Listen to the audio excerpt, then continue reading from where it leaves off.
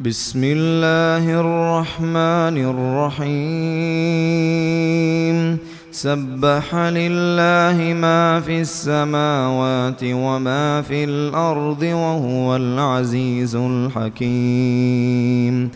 هو الذي أخرج الذين كفروا من أهل الكتاب من ديارهم لأول الحشر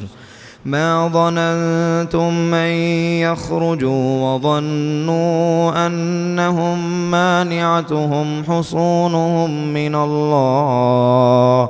فأتاهم الله من حيث لم يحتسبوا وقذف في قلوبهم الرعب يخربون بيوتهم بأيديهم وأيدي المؤمنين فاعتبروا يا أولي الأبصار. ولولا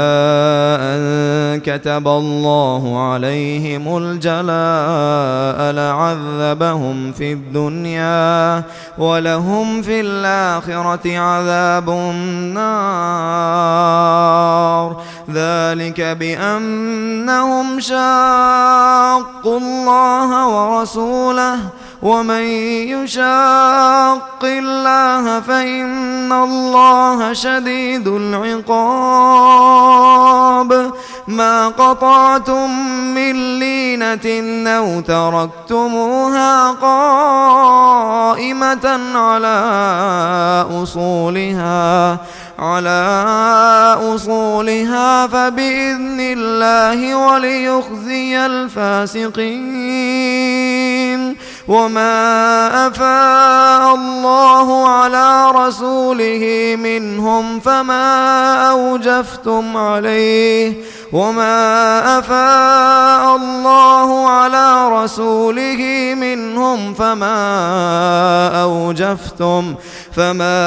أوجفتم عليه من خيل ولا ركاب ولكن الله يسلط رسله على من يشاء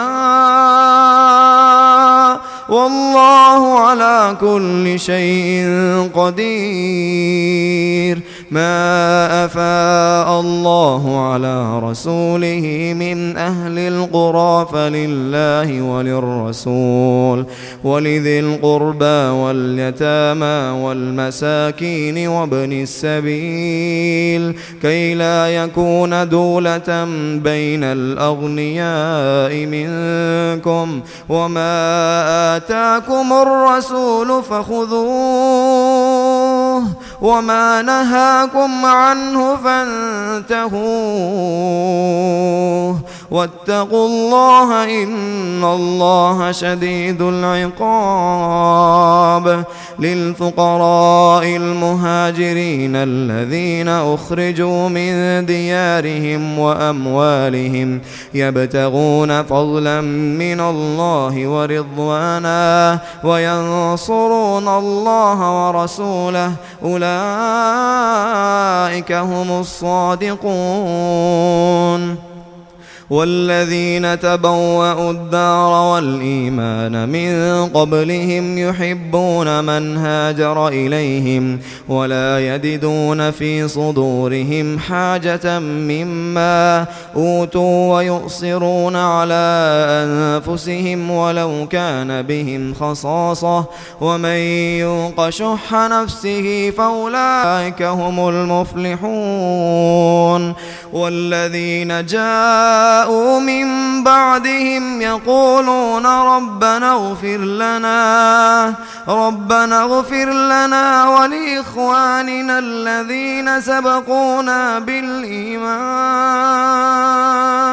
ولا تجعل في قلوبنا غلا للذين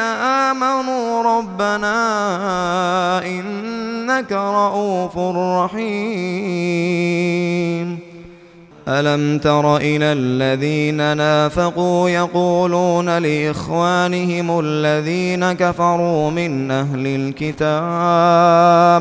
لئن أخرجتم لنخرجن معكم ولا نطيع فيكم أحدا أبدا وإن قوتلتم لننصرنكم والله يشهد إنهم لكاذبون لئن أخرجوا لا يخرجون معهم ولئن قوتلوا لا ينصرونهم ولئن نصروهم ليولن الأدبار ثم لا ينصرون لأنتم أشد رهبة في صدورهم من الله ذلك بأنهم قوم لا يفقهون لا يقاتلونكم جميعا إلا في قرى محصنة أو من وراء جدر بأسهم بينهم شديد تحسبهم جميعا وقلوبهم شتى ذلك بأنهم قوم لا يعقلون كمثل الذين من قبلهم قريبا ذاقوا وبال أمرهم ولهم عذاب أليم كمثل الشيطان إذ قال للإنسان اكفر فلما كفر قال إني بريء منكم إني أخاف الله رب العالمين فكان عاقبتهما أنهما في النار خالدين فيها وذلك جزاء الظالمين يا أيها الذين آمنوا اتقوا الله ولتنظر نفس ما قدمت لغد واتقوا الله إن الله خبير بما تعملون ولا تكونوا كالذين نسوا الله فأنساهم أنفسهم أولئك هم الفاسقون لا يستوي أصحاب النار وأصحاب الجنة أصحاب الجنة هم الفائزون لو أنزلنا هذا القرآن على جبل لرأيته خاشعا متصدعا من خشية الله وتلك الأمثال نضربها للناس لعلهم يتفكرون هو الله الذي لا إله إلا هو عالم الغيب والشهادة هو الرحمن الرحيم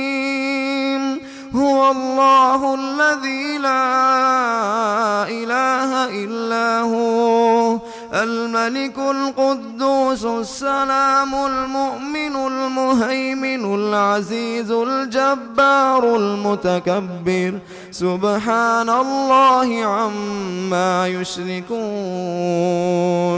هو الله الخالق البارئ المصور له الأسماء الحسنى يسبح له ما في السماوات والأرض وهو العزيز الحكيم